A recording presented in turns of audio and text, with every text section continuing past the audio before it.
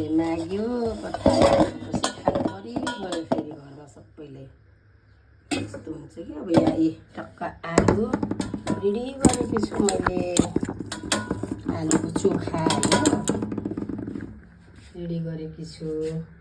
अब यहाँ चाहिँ नि यसरी आलुलाई भर्नलाई पिठो रेडी गरेकी छु अब हेर्दै गरौँ है कस्तो हुन्छ लास्टमा बनाएर देखाउँछु म कस्तो भयो साथीहरू बेलेर आलु परोठा वाउ कस्तो राम्रो भएको के यस्तो आनन्द लाग्यो नि त भन्नुपर्ने ओ माई गड ल हेर्नु त साथीहरू जाँगर गर्नुपर्छ के जाँगर गरेपछि त गरेर खानु पाइन्छ नि त साथीहरू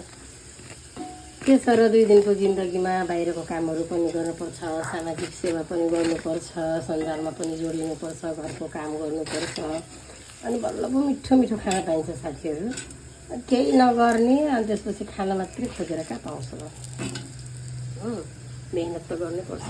कसैको आशामा बस्न नपरोस् बुढेसकाल त कसले देखेको छ र होइन त आफूलाई खान मन लाग्दा आफूलाई चाहिँ नि कहिले कहिले मुखको स्वाद फेर्न मन लाग्दा यसरी बनाउन सक्नुपर्छ क्या साथीहरू मजा आउँछ घर परिवारलाई पनि खुवाउने आफूले पनि खाने ल हेर्नु त साथीहरू कति रमाइलो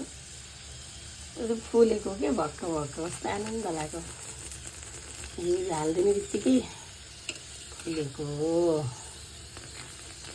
धेरै चिल्लो पनि खान मन डर लाग्छ यो दुख्छ साथीहरू वाउ